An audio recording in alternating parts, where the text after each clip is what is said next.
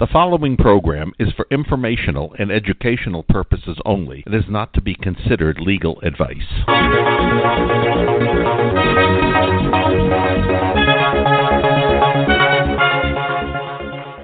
Fraudsters Radio was created to expose the many scams and frauds that have so infected society today. Scammers, fraudsters, and rip-off artists abound, whether it's scamming homeowners with bogus foreclosure relief services, dating fraud, incompetent lawyers, or consumer rip-offs. It's high time the public has a voice. If you work in a profession that deals with fraud, or if you believe you were or are a victim of fraud, you now have a radio listening public that wants to hear from you. Please feel free to message us through our Fraudsters Radio Facebook page, and we may have you on the show as a guest. If you'd like to call in for today's show, the number is 646-668-8512.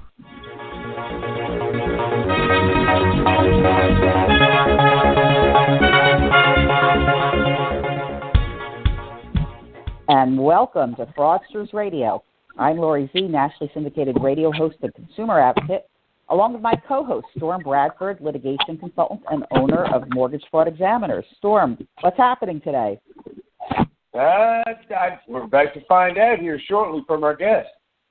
We are. And, I hope you had a good weekend. I want to share something with you. This was sent to me by a friend because in the first 15 minutes, I kind of been getting so many people sending me scam information. I figured, let's talk a little bit about it. So I'm going to read you, and I know you're probably going to laugh your butt off when you hear this email from one of my friends, but it's from Hassan Lawal, and the subject is regarding possible business relationship investment projects. Now, first off, my friend is a woman, and it's addressed, Dear Sir. Firstly, accept my apology sending this message to you through this medium.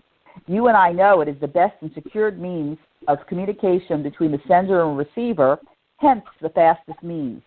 My name is Dr. Ahmed H.A.M. from Safatat, Syria. I am currently seeking means of business investment interest abroad in the following sectors: real estate, hotels, parks and resorts, pharmaceutical equipment production, and art and agro-based industries, oil and gas, or any good business which is lucrative there in your country and which you can handle for profit. If you think you have an adequate background and idea of making good profit in any of the mentioned business sectors or any other business in your country, please write me for possible cooperation. Sincerely, Dr. Ahmed, then it's H.A.M., and it gives a Gmail address. I'm sitting here going, do people still fall for this? I mean, it's so poorly written, but I just look at it and I laugh. My friend actually wanted to get back on and sort of play with this guy and reverse it, which a lot of people do until they finally give up with you. But what do you think? You wouldn't fall for this stupid one. Well, you should have just played with the guy. Sounds like ISIS is still at work. Maybe, but, it's saying Syria, and I'm thinking Nigeria. It's one of those Nigerian scams, although they probably do them from Syria. But who has a last name of H.A.M. Ham, Dr. Ahmed Ham. Like, have you ever heard of that? No. I gotta read. You're gonna laugh. I'm gonna read you the email address. It's mmmm.ahmad Ahmed 9288@gmail.com. It's the least professional, poorly written email I've seen. But when I see something like this, and I think they're just blanket emailing people. First off, the only people that would have any means of doing a business investment would be, people with money, higher level people, higher educated people. They would look at this and just, hit delete. Well, I mean, clearly, it's a scam. Maybe you should have played with them. I do that every once in a while. I'll call them back and get them on the line and then just basically make fun of them after a while, and they get ticked off and hang up. Yeah, well, you should announce that you're recording it and see if they stay on the line and keep going. And then you could post it publicly like I do on LinkedIn or on Facebook, because I want people to hear what the scams are And, I don't like to pick up my phone, but sometimes I do just for the heck of it, because I know if it's the first 6 digits of my phone number calling in, I know it's got to be a scam. And I got one from some type of senior benefits company calling from a call center this morning. And first thing I said to the guy was, I'm on the do not call list. Do you want to take me off? Click. That's all they do, but sometimes you just want to mess around with them. What I think we should do? I think we should say, hey, hold the line. You're the next caller in for our sexual therapist on our call-in radio show. They might be stunned at that point, Well, what else has been going on in your life for the past week? Not too much other than my computer had some issues, and that's like my one pet peeve is when my computer isn't working right. So I had to have the desktop box replaced, and then after that, I have a really good service company, remote service company. Unfortunately, they made a mistake Friday night, and it was too late, and deleted my Outlook. So I called this morning, and within 5 minutes, thank God, the guy had me back up and running. So I'm not real, I have some, when it comes to the technical parts of computers, I tend to become a little frustrated and agitated, and I'm betting you're probably the same way. Well, I was more concerned about you getting a white cane and turning your Great Dane into your service dog. Well, I he's basically an emotional support animal, which is a type of assistance dog, and he's actually lying right down next to me, sleeping right now. Yeah, but with your eyes seeing those flashes, it's that white cane. Let us hope not. Let us hope it's nothing serious and just minor and maybe a simple laser surgery. But I'm one of those people. My body is sort of like my car. When there's something wrong with my car, I know it. When there's something wrong with my body, I know it, and I just go to the doctor. That's just what I do. I got to go find out right away. I don't sit around and wait to see what's going to happen. Yeah, I hate doctors. I don't like going to the doctor, but you obviously do. Well, it's not so much I like going. It's just, when you have like problems, hereditary problems in your family, for example, and plus, well, I don't want to say it's good or bad, but my aunt owns an editorial services company where she's a medical researcher. So she does a lot of medical research for authors, for a lot of different companies. And so she's the worst in that she wants to self-diagnose. And so I tend to get nervous, like most people, when there's something medically wrong, you tend to go online. But I have learned that it's, the source, like, the Mayo Clinic or WebMD are good sources to go to. But there's a lot of ones that are not good sources and can give you totally wrong or misinformation. And so you have to look at the right sources. But it's hard to not self-diagnose because then you see all the things that you think are wrong with you and you go, yeah, check that box. I must have that. And then you go to the next thing and it's check that box. And so you never really know what you have, and that's why I think you need to see a doctor when you need to go. But you're pretty healthy, I think. Well, it sounds like the perfect job for a hypochondriac. You get to research. Yes, well, I'm from an ethnically Jewish family, Storm, and so that makes us hypochondriacs. Yeah. We're all hypochondriacs. That's how you're brought up. You get paid for being a hypochondriac. I'd love to get paid for being a hypochondriac. And so I want to talk a little bit before we have our guests on. Now, you're going to send me an email later today, but we're going to do a show in a couple of weeks. Do you want to tell our listening audience, just to give a little teaser about the article that you read and the title of it, which made me sick? Well, it's several articles, but the main article is Are We Eating Our Children? And it was about how Planned Parenthood sells, aborted babies' body parts to make artificial flavoring, to in soft drinks and other types of things to make vaccines and other stuff. And I mean, I'm sitting there reading this article while I'm drinking my Gatorade thinking, oh my God, I poured my Gatorade out. Because it was in Gatorade, which is, of course, the Gators. That's from here in Florida. That's where it was invented. Yeah. So, and they named some of the products that was going in, and how they, how they use the definition game to basically make it sound like it's really not that bad. But when they say that, the fetal tissue, well, excuse me, where does the fetal tissue come from? Doesn't come from a cow, doesn't come from a monkey, doesn't come from a flower. It comes from the aborted baby. Right, so we're eating our own babies. And so, one of the things hopefully we'll have some more information on is, what does the FDA say about this? Are they involved, and does it have to be labeled on food they are products? Involved. I mean, everybody's involved, and it's $1 billion industry. It was just remarkable. I mean, and that was the whole problem with me, is that I firmly believe that even the people who are pro-abortion, if they really knew what was going on, that they'd be against abortions as well. A matter of fact, I think it's one of these Democrats in New York is just introduced some legislation that you can abort a baby all the way up until birth.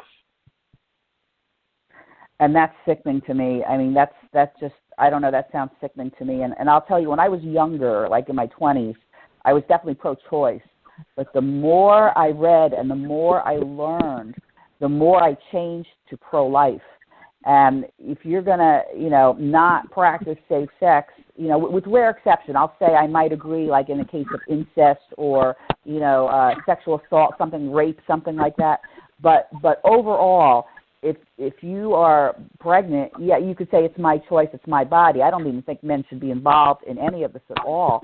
But if you're the woman, you know what? Have the baby, because there are plenty of people who can't have babies, and let somebody adopt that baby. Most people who want to do adoption have to go outside the United States. They can't even adopt a baby here because it's such a money-making, greedy business. Yeah. So, and that's exactly my point. Just how you changed your view, I think a lot of these other people would change their views as well regarding some of this stuff. And, right now they can abort a baby in most states up to 24 weeks. So you're talking almost 6 months of a fully formed baby that when they kill it to extract it, it feels pain. I'm sure. And I'm sure. It's just, and then you have cases where you have people that, they murdered a mother who was pregnant, and they charged double murder. Yes, that happened to a friend of mine. Yeah, But they didn't charge. Believe it or not, the guy got away with it. But that's typical. Yeah. But they charged double murder of the unborn child and murder of the mother. Yeah. Well, And the whole thing, it's changed though, Storm, over the years. I thought at one point you could only abort up to a certain amount of weeks, like 12 weeks, like 3 months or 4 months. And now I question, why can you do it so late, and how heavily involved is Planned Parenthood in that? Because it seems like it's a dead body baby selling service. And when you say that stuff is in Gatorade, and I want to see that list with some of those other food products so we can let our listeners know. I mean, if people knew that, they would stop buying those products. They would boycott those products. Well, I don't know.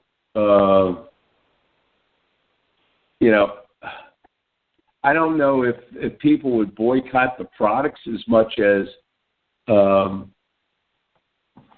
is understanding, what they're doing with these body parts. I mean, that's that's the deal. I mean, that's the incredible part, and part of what some of these articles were about were the the actual, is it changing the DNA? We're taking in these body parts, no matter how minute or whatever the case may be, is that we're taking in their DNA and it goes into our DNA. Is it changing how we are? How we behave, how we physically, mature. There's so many questions. That's why, there's a big thing about around the world about cloning babies. They've cloned sheep, they've cloned other animals.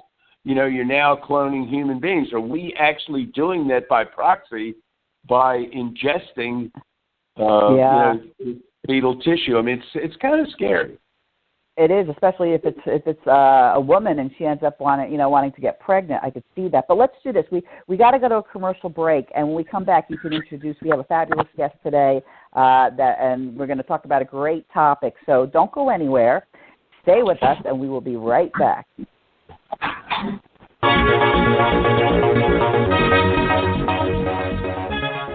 Have you received a notice of foreclosure on your property? Do you suspect that you're involved in an unfair or fraudulent loan agreement? Are you looking for a way to save your home? Would you like to cut through all the misinformation and find out what really works? Would you like to learn strategies that the so-called gurus aren't aware of?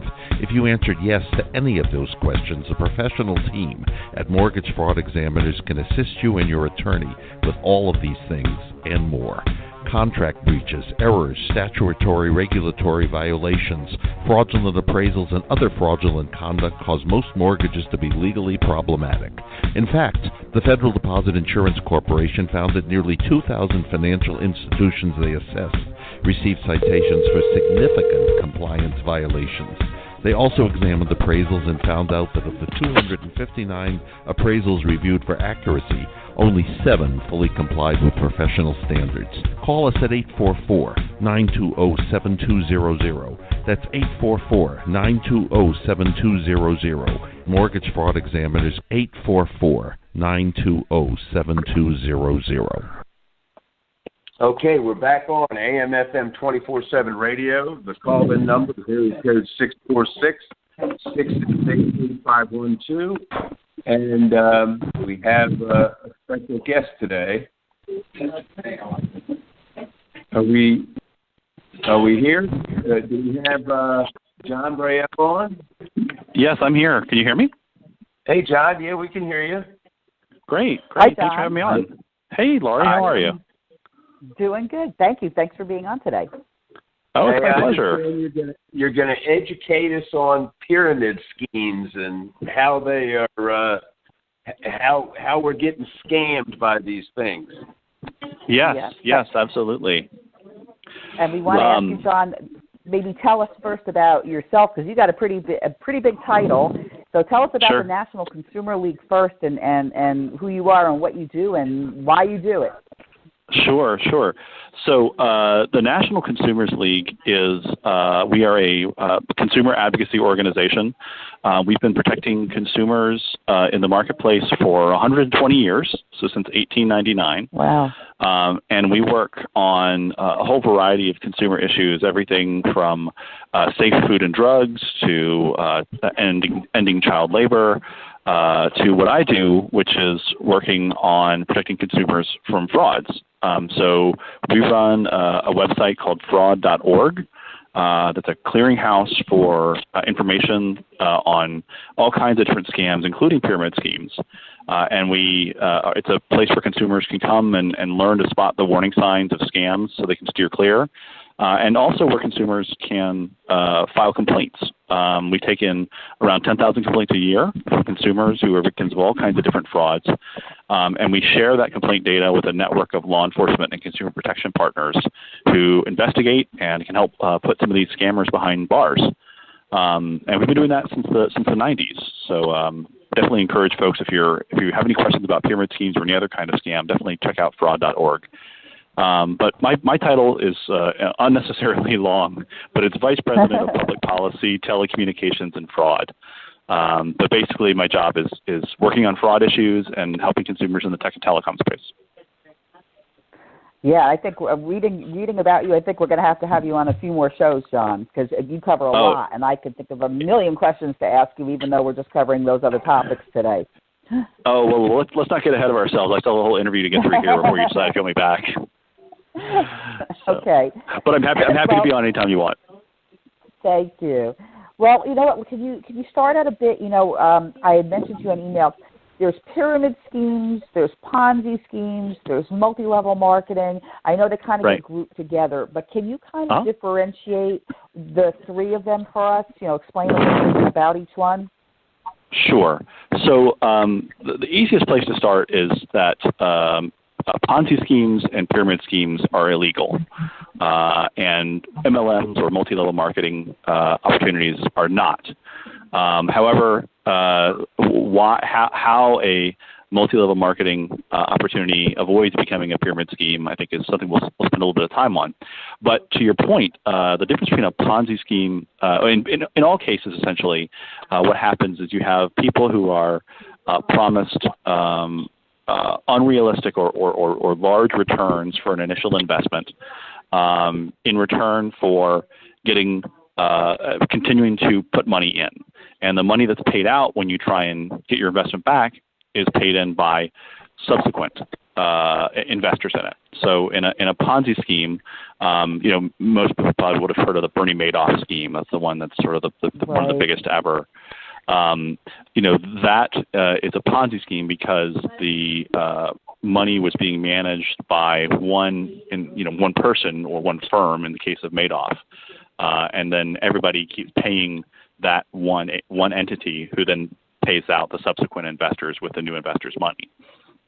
A pyramid scheme operates a little bit differently in the sense that you have one person who recruits, 2 or 3 more people into this investment opportunity, whether it's, selling merchandise or just simply investing in practically anything.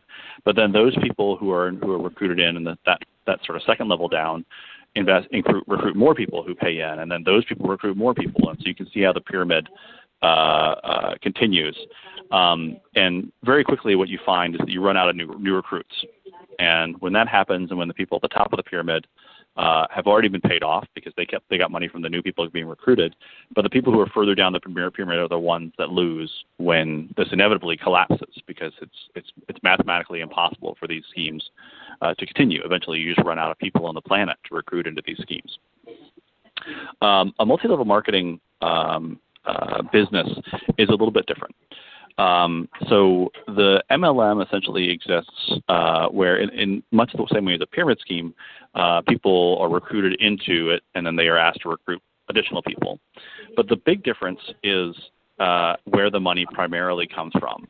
So for an MLM to remain legal, and this is under long-established case law dating back to the 1970s, the revenue derived in the business in the MLM must come primarily from the sale of goods or services to people who are not associated with a business opportunity. So you may have heard of MLMs like Amway or Mary Kay or Herbalife. Those businesses are supposed to make their money primarily from the sale of whatever they're selling. In Herbalife's case, it could be nutrition shakes or weight loss powders. In Amway, it could be any number of other household goods. Mary Kay, it's cosmetics. But that's where the money has to come primarily from. Some can come from commissions paid by people you recruit into the MLM, but that cannot be the primary way that the money comes in. So that's how an MLM avoids becoming a pyramid scheme. So, which isn't to say that always happens. As we've seen in dozens and dozens of cases, companies that claim to be legitimate MLMs were ultimately found out to be pyramid schemes. So just last week, we saw a big MLM called LuLaRoe has been sued by the state of Washington, the Attorney General there, for being a pyramid scheme. Because they were making money primarily from the recruitment of new distributors into the scheme rather than from the actual sale to people who weren't involved in it of what they're selling. In LuLaRoe's case, it was tights and leggings and other sort of women's attire. So does that answer your question? Yeah, it does. I was going to say that, you know, a lot of these MLMs are, you know, they're quasi-pyramid schemes, or Ponzi schemes, like Amway, for an example. Years ago, on 60 Minutes, they had the two principals who started Amway. And I forgot which one, whether it was Mike Wallace, whoever was questioning these two guys. And basically the allegation that Mike Wallace was making was that, well, wait a minute, you know, we could find no evidence that anybody's ever become a millionaire selling Amway except for YouTube. Mm-hmm. And part of what they were selling was you could become a millionaire, you could do this, you could do that. And right. Amway couldn't come up with anybody other than these first two who started it that ever actually made a ton of money. Right. So, you know, to me, and I mean, over the years, you know, I've been around a while, and over the years, I've had people come to me, would you come to this meeting with me? And I'd say, a meeting about what? Oh, well, it's this business thing, and I'd say, stop. They don't want to tell you. Yeah, they don't want to tell you. It's Amway, isn't it? Well, why don't you just come to the meeting and discuss it? I said, it's Amway, isn't it? And then finally you drag it out of them that it's Amway.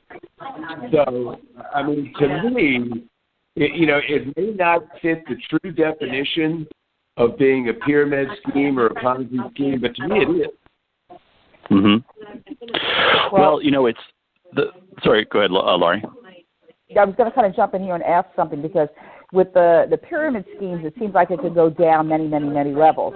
But with MLM, can it only go down a certain amount of levels before there's really no profit? You know what I'm saying? Can it only go down, say, 4 levels instead of 20 levels? Because at some point there would really be almost minimal profit in an MLM. Yeah. So, you know, it really, to answer your question, it depends on the rules set up by the individual company that's running an MLM business. Some companies have a limit on the number of distributors how many levels somebody can have in what's called their downline. So I know Tupperware, for example, limits the number, but there are others that don't limit it. And certainly, I think that when you don't limit it, the chances of sort of crossing that line to being a pyramid scheme increase. That's why we've consistently sort of looked askance on MLMs that don't have a limit on the number of people that you can have in a downline. But to your earlier point, Storm, about sort of the 60 Minutes and Amway, I mean, I think you're definitely on point. When you look at the number of people who actually make what is often called lifestyle income, or sort of fire your boss income, the number is incredibly tiny. And the problem there is that when a company, whether it be Amway or anyone else or their distributors, far too often they are using deceptive language and unrealistic income claims or unrealistic claims about what the particular product they're selling can do. We've seen, for example, companies that sell nutritional supplements claiming that their pill or powder will cure cancer or something totally unsupported by the evidence. And in that case, that's also illegal. You can't promise that by investing in this particular company that you are going to make the kind of income that's unsupported by the facts. And what we find is that in many of these MLMs, that it's just not the case. Now they're required to do something called an income disclosure form, if you sign up for one of these, whether it's Amway or Mary Kay or Herbalife or any of them, you'll receive one of these, usually in sort of a really dense packet of material you get when you sign up. But even experts who look at those income disclosure forms find that they really don't provide very much useful information to the average person. you're still left thinking far too often that this is something that you're going to make a lot of money on. So, I think my caution to anyone who is thinking about getting involved with an MLM is, get all the facts first. Don't just go based on sort of, you can make full-time income on a part-time with only a part-time work put out, or you only have to invest a little bit to make this work for you. Right. Question the kind of claims they're making to you when they say, for example, well, how much am I going to have to spend on training? How much am I going to have to spend to go to your extravaganza events that you're pressured into going to? How much am I going to have to pay for shipping of the merchandise back and forth that I'm going to be selling? How much time is the average, are people on average putting into this? I think, we've seen research done by folks like Bill Keep at the University of New Jersey, or Peter Vandernat, who's a former chief economist at the Federal Trade Commission, who find that, for many, many, many of these MLMs, with the amount of time that people are being asked to put into it, if you put an hourly rate on that, you'd find that you're working at far below minimum wage. So I think if you're going to get involved in MLM, just be realistic about what it is and how much time you're going to actually have to put in to achieve these sort of levels of lifestyle that are being promoted to you, and ask questions. And if they can't or won't provide you with documentation that you can rely on, then it's right to be wary of these. Yeah, I think this is an industry that has had problems, frankly, with pyramid scheme behavior going back decades. But as anybody who has friends on Facebook, who as most of us do, you see these sort of come to my party, come and learn about my my new thing, or some advertisement for a potion or powder or cosmetic. This is something that's very prevalent, and lots of people that most people know are involved in these. Yep, I would say run. But before we go anywhere, we got to do a quick commercial break. When we come back, we're going to have more questions for you. So stay with us. Sure.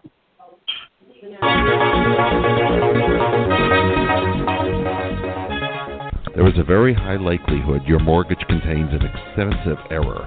At Mortgage Fraud Examiners, we know just how costly a missed opportunity can be. For almost 40 years, we have consulted, retained, and referred to by attorneys, lawyers, trial practitioners throughout the nation. Put another way, we are the trusted source for litigation support. A foreclosure is basically an allegation the homeowner breached the contract by failing to make timely payments. The contract is clear. The borrower promised they would make timely payments, and if they didn't, the lender could take the property. The only way to overcome the homeowner's breach is to show the lender breached first.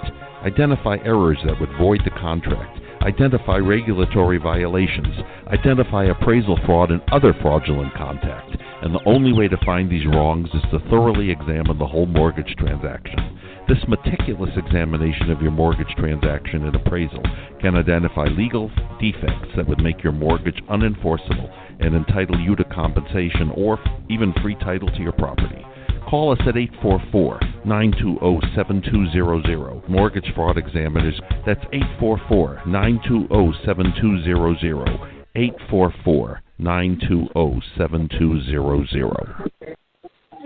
Okay, we're back on AM/FM 24/7 radio. The call-in number is area code 646-668-8512. And we're with our special guest, John Breyault. John, am I butchering your name, or is that the correct pronunciation? No, you got it right. Congratulations. I always tell people like it's like that old song from the 60s, Day-o, you say Day-o, and it's Breyault. Now you'll never forget it. It wasn't that. It's that when I was a kid, they used to have what we all called a Renault. Yes. The car. And it was actually Renault. Yeah. But everybody called it Renault. Yeah, my dad drove one of those for the 2 seconds that they were sold in the United States. Yeah. Hey, I want to get back. Want to get back for a moment, and again, when I say MLMs are quasi, Ponzi schemes and pyramid schemes, is because it's been my experience that if you're just going to sell, the idea is if you're going to sell the product yourself, you're not going to make any money. You're going to have to go recruit all these people, and that's when you only have to put in a couple hours a day, and you're going to end up making a significant amount of income. That, to me, is basically where the scam lies, because, you have manufacturers reps. And manufacturers reps work for a manufacturer of a product and just sell that product and make money. So, but they're not interested in you, these MLMs that I've seen. They're not interested in you being a manufacturer's rep for the actual product. They're looking for you to recruit people, and that's where I believe it's a quasi, pyramid Ponzi scheme. What's your thoughts on that? Yeah, so there's definitely, if anyone who's participated in one of these MLMs knows that there is a lot of pressure put on people to recruit new distributors into the scheme. Sometimes it's not phrased that way necessarily. Sometimes it says, you need to sell more product and get more people to buy your product, and then get more people to buy the product. And it's all sort of revolves around the product. But in the end, I mean, it comes down to there's pressure on you to recruit. Now, that isn't necessarily illegal. So the way the laws are right now is that it's not how many people are recruited into the scheme, it's where the money comes from. So if I recruit 5 friends and then they each recruit 5 more and they recruit 5 more, that's not illegal. As long as the money that is funding this compensation scheme is coming from actual verifiable sales of merchandise to people who have not paid me anything to be part of this the scheme, right? So if I actually have enough people who want to buy my weight loss powder or buy my Amway stuff or name your product, and that's primarily where the money is coming from to fund the commissions, then it is legal. What the evidence shows when groups like the FTC have looked at this is that, in cases that they brought against companies like Herbalife and Burn Lounge and Bima and others, was that it was practically impossible to actually make any profit off of just the sale of merchandise. The real money came from recruiting people into the scheme. That's why, which is I think what you're getting at here. Yeah. Right. So I want to ask John. I mean, to me, like, I must get hit with 5 to 10 friends every year, especially on Facebook.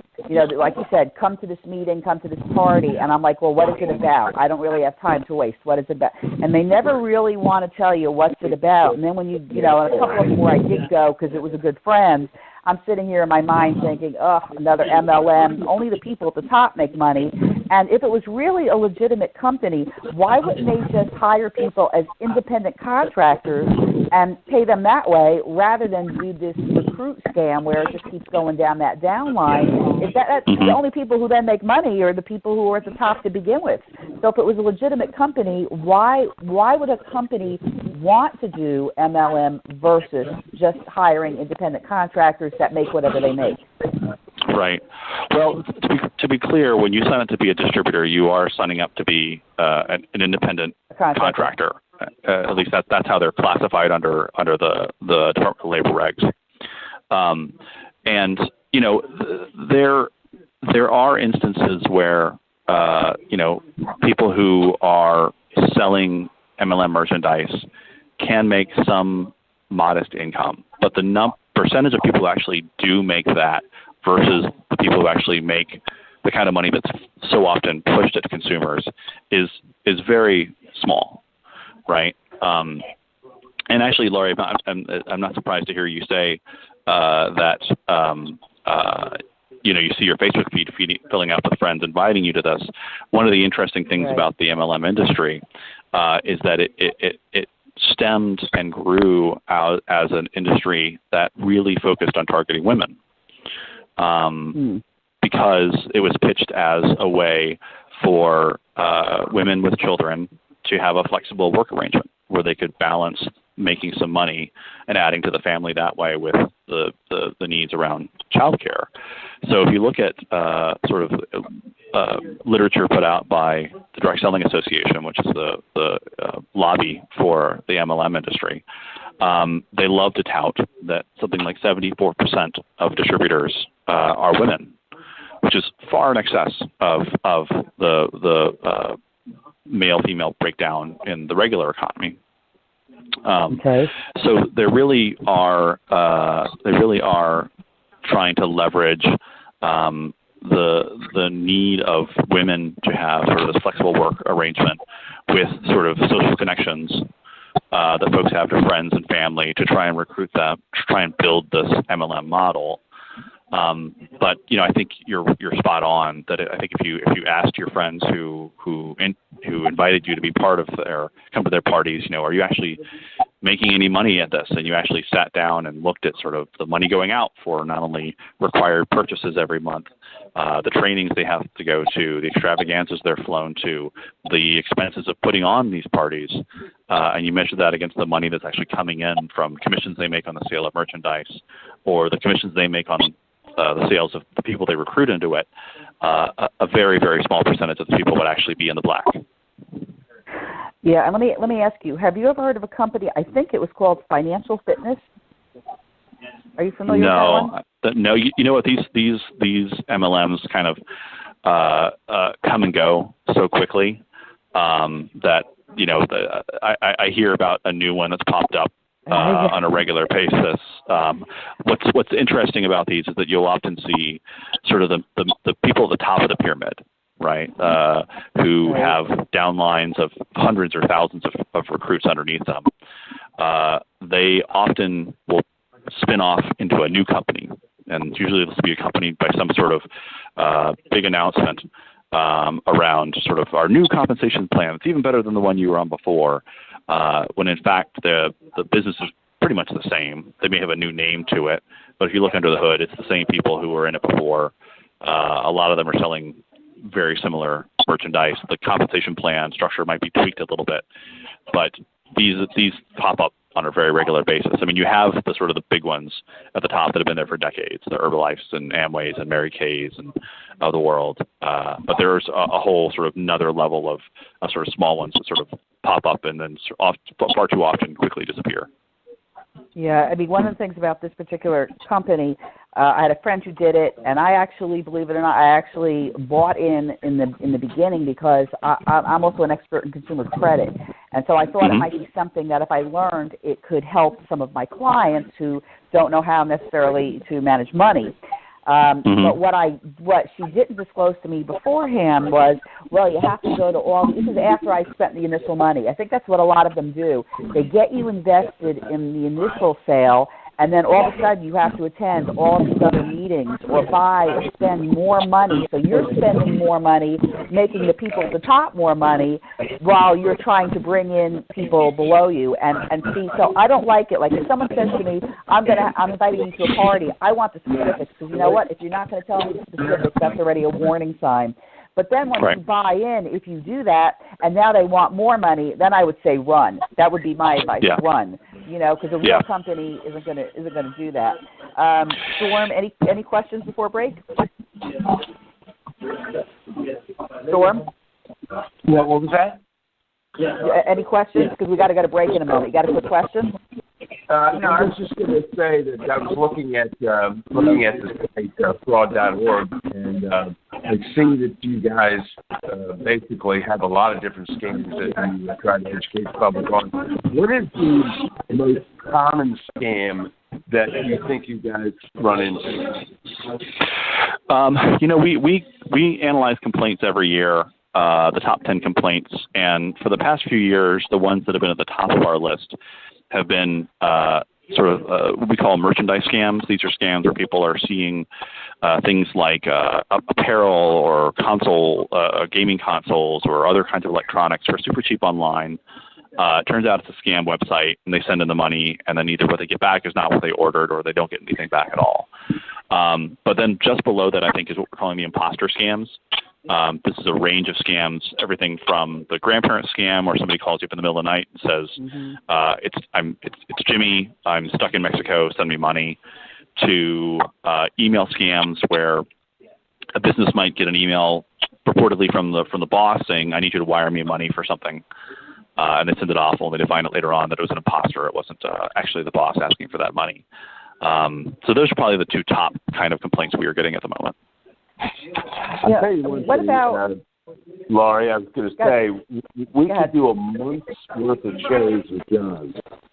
Well, I know. That's what I was thinking, too, because he knows so much about a lot of the topics that we want to cover. But you know what? Let's go to break, and then I do have another question for John. So let's go to a quick break.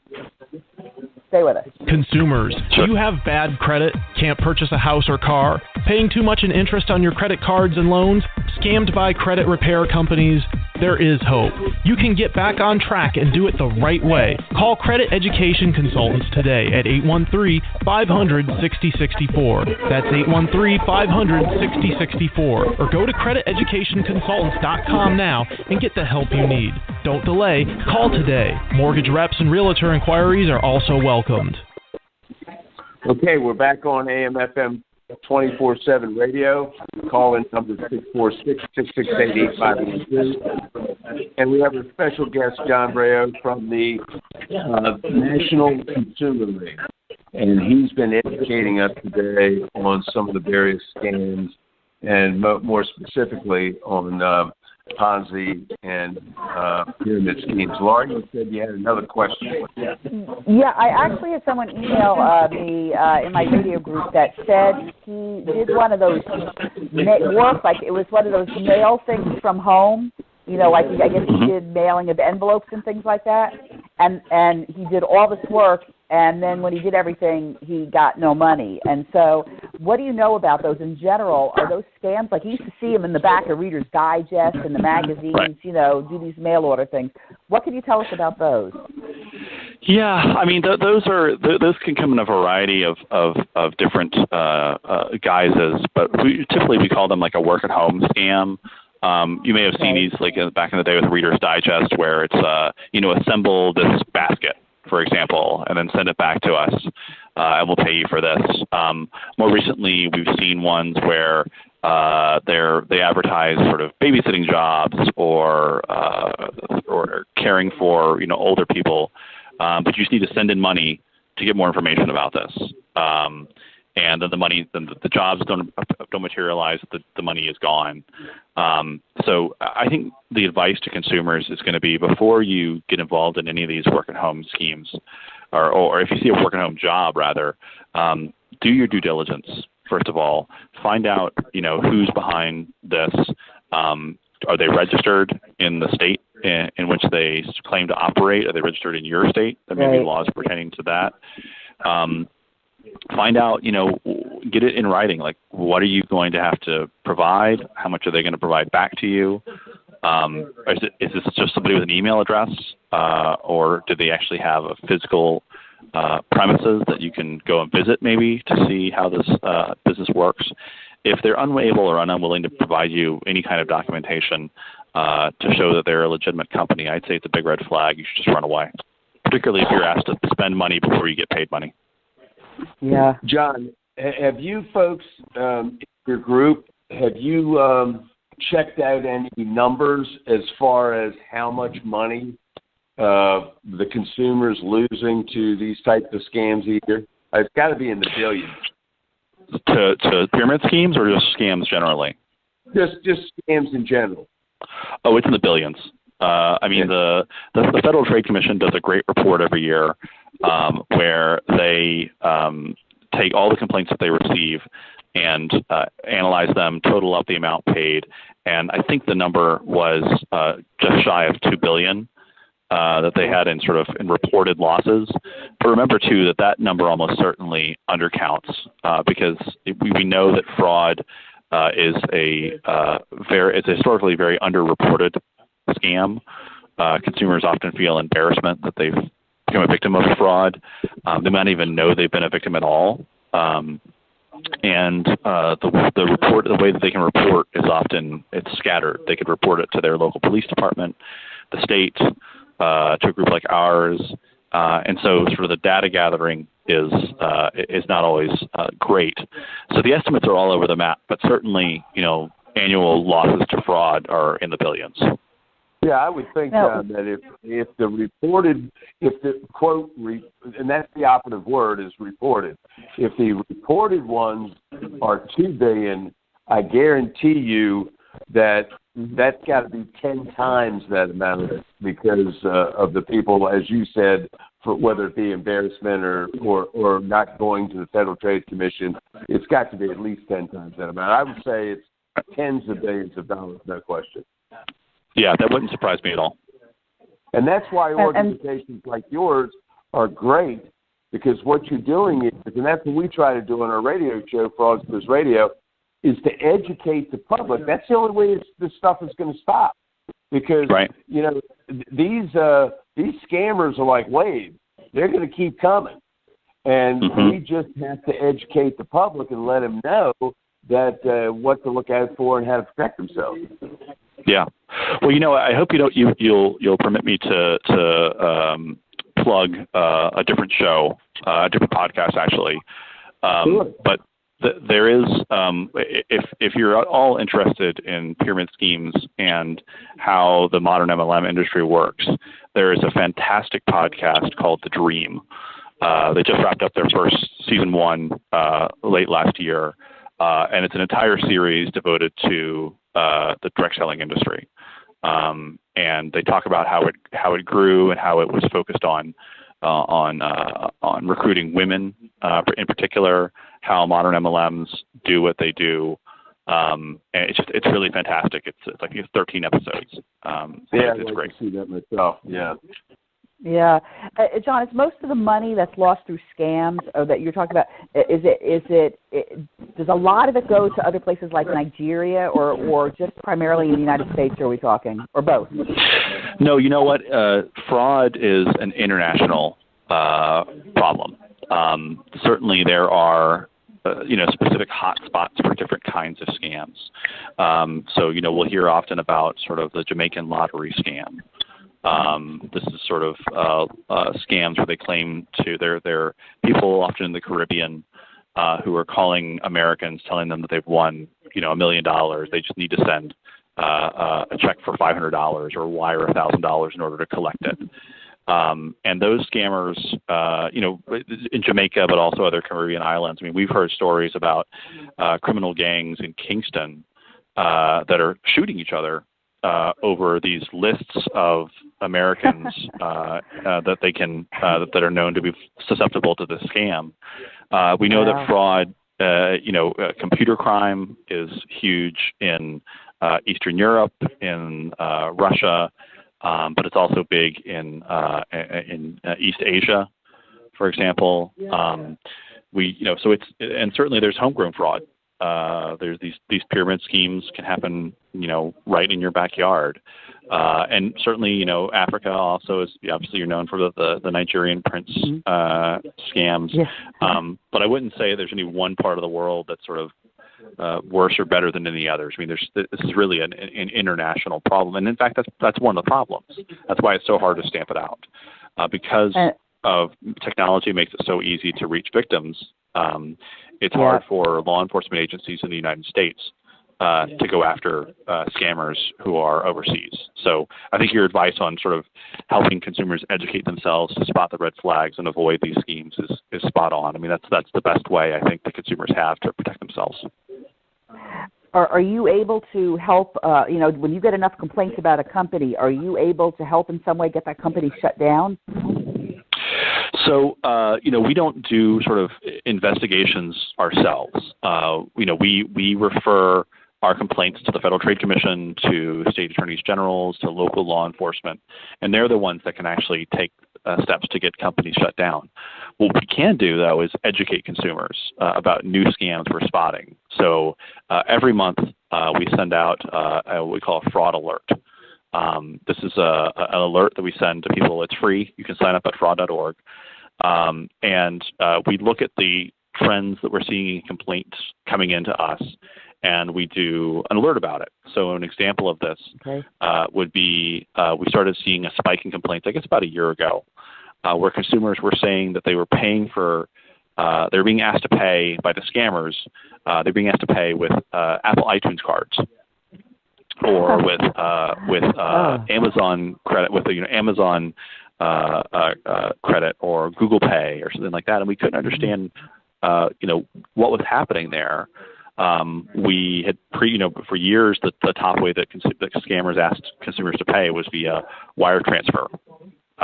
Or later it became sort of the green dot prepaid cards. We saw the spike in complaints where people were being asked to sort of go out, spend $500 on an iTunes card, come back, scratch off the code on the back, and give that to the scammer. And what we found out, based on our sort of calling Apple and calling the prepaid card people and looking at the complaints, was that there's this thriving market in East Asia for iTunes credits for use in gaming, among other things. And so it's fueling this entire sort of payment ecosystem for scammers. And so we saw that trend. We did a fraud alert about it, which not only sort of got our message out to consumers who signed up for our list, but also to reporters who then helped us spread the message even further. And then pretty soon after we did that, we started seeing like the Federal Trade Commission and state attorneys generals warning about this as well. So we like to think of our fraud alerts as being sort of an early alert warning system for fraud. Excellent. Storm, any last questions before we sign off? Yeah. I was going to say that, all the good stuff that the Jones Group does, I think one of the most important things that they do for the consumer is that if the consumer files a complaint with his group, the National Consumer League, they themselves can't do anything about the complaint. But what they're doing is they're taking your complaint and sharing it with all of these different partners in the Federal Trade Commission. So that, for me as a consumer, instead of me having to contact the Federal Trade Commission, the Consumer Financial Protection Bureau, all these other different organizations, I can come to their website, I can file the complaint, and those organizations and law enforcement are going to get it. I think that's a problem. Outside of educating people and putting out your alerts, I think that's really, really important for both consumers.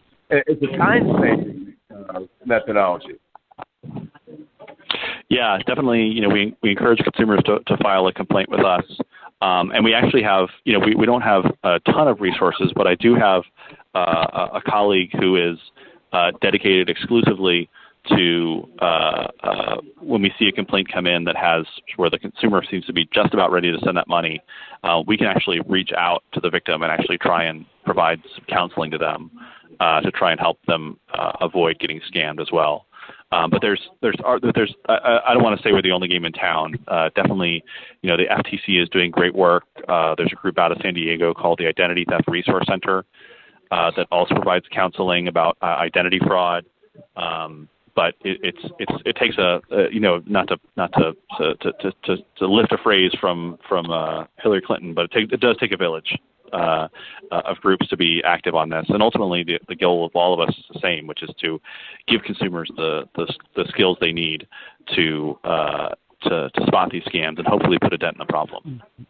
But am I right about that, John? That if I file a complaint of a fraud that was perpetrated on me, that by filing it with you, you're going to share it with all of these different groups and law enforcement, and saving me a lot of time and